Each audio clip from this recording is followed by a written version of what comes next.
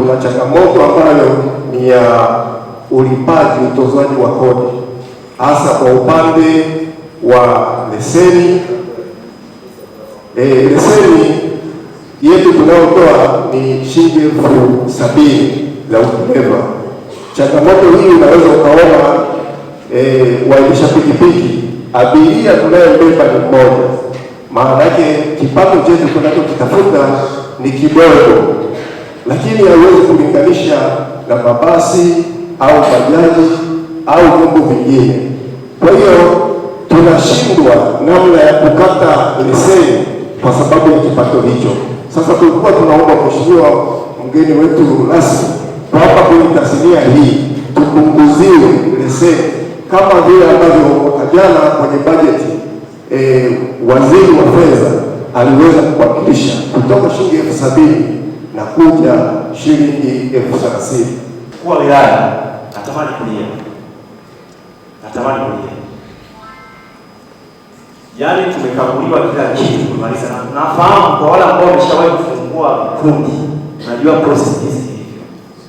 Tumehangaika mwanzo mpaka mwisho. Bora wametuambia kwenye kamati ya mwanzo kwamba mwezi mtapata mkopo. Kuliko hadi kamati ya wilaya hapo kuja, hapo anakuja anajua kwamba nyinyi hamna vigezo vya kupata mkopo. Tunatumia gharama nyingi sana kusajili mtu kwanza cheti chenyewe, katiba yenyewe kuisajili hadi uipate kwa wilaya. Kipengele nimesota mimi unapoona hivi niamua kuacha bajaji yangu yuko nayo mimi nikitegemea kwamba nitapata bajaji, nitapata hela kwenda kununua bajaji za mashauri. Manake kulingana na vigezo vyako, kulingana na vigezo pamoja na muda unaotupa sisi wa kurejesha zile hela na bajaji kwa kwangu ni mfupi. Ukienda kwa mtu binafsi ni miezi 24 hadi sasa hadi 30. Lakini huku za serikali ni miezi 12 au 24. Inategemea na jinsi unakuwa umetoa bajaji ngapi. Niamua kurudisha mimi. Nikaamua kwamba nitegemea kwa matumaini ya kwamba hizi bajaji nitazipata, lakini mpaka leo hii niko sina bajaji. Kuna wakina mama na wazazi wenye mtoto wenye ulemavu wa afya ya akili hawapati mikopo wale wakina mama. Mimi ni mkulima wa mazao ya choroko, dengu pamoja na pamba, lakini kero kubwa ni kutopanda kwa bei ya mazao yetu. Tunahangaika sana kulima mazao, tunapovuna tunaletewa mifumo kama mazao yanagawana na baadhi ya watu. Mfano pamba wamegawana kwenye kata. Mtu anapomiliki kata, maana yake tunampelekea pamba, ametumiliki, hawezi kuongeza bei ya pamba. Mwaka jana ilikuwa ni 1,150, ikaenda mpaka 1,200, baadaye wakarudi kwenye 1,150 bei elekezi ya serikali. Sasa ushindani haupo na tunaumia. Vivyo hivyo kwenye mazao ya choroko, sasa hivi wananunua watu binafsi hapo wameingia kununua mazao yetu, lakini hawapandishi bei kwa sababu hakuna ushindani, bei yetu haipandi. Sasa tunafanyaje? Mwisho tunaanza kuchukia chama, labda chama kinatuonea, kumbe sivyo. Rais ana nia njema.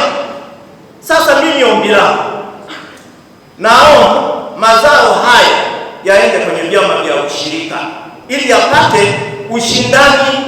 Nimesikitika kwamba mnasema kwamba inafika hatua mnachukia chama ama serikali, lakini nimepokea kwa sababu mmezungumza hisia zenu, na kilichonisikitisha kwamba upande mmoja mnafahamu maagizo ya chama kupitia ilani na mpango wa serikali. Kwa mfano hili la leseni kutoka 70,000 kuja ngapi? 30,000. Kwa hiyo maana yake ikiwa tunatangaza kwenye ilani yetu na serikali inaongozwa kupanga kwenye bajeti, maana yake hilo ni jambo la utendaji. Hawa ambao wanaitwa wakurugenzi, kamishna, nani. Kwa hiyo kama serikali ya mkoa inatakiwa ifanyaje? Ifuatilie, kwa sababu mimi nina hakika sio swala la Tanzania nzima kwamba hii kodi haijashushwa, lakini ni swala ambalo pia naliacha kwa mkuu wa mkoa. Vyombo husika kama TRA na mamlaka ambazo zinahusika zitekeleze, na ni agizo. Chama cha Mapinduzi kinaiagiza serikali kile kikundi kitazamwe tena, na hizo changamoto zinapotokea zinafumbika macho, kwa sababu kijana yule ukimwambia kuonesha nyumba yake anaitoa wapi? Na waliocheka, si jambo la kucheka hili, si jambo la kucheka, ni jambo la kila mmoja wetu kwa namna moja linaweza likamfikia. Huyu ni Mtanzania mwenzetu. Ni kweli huwezi ukamkopesha mtu ambaye hujui anakaa wapi, kweli si kweli? Lakini pengine tu labda tuumize vichwa zaidi, tuangalie ni namna gani tunaweza tukawasaidia, dhamana na maswali mengine ambayo yatawezekana. Na serikali inapotoa mikopo hii inatakiwa izunguke. Baada ya muda, ukisha wewe kupiga hatua, anza kurejesha.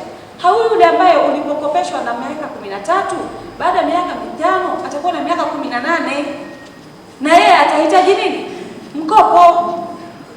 Kwa hiyo ili tuende mbele, lazima zile taratibu na ile mipango tuiheshimu.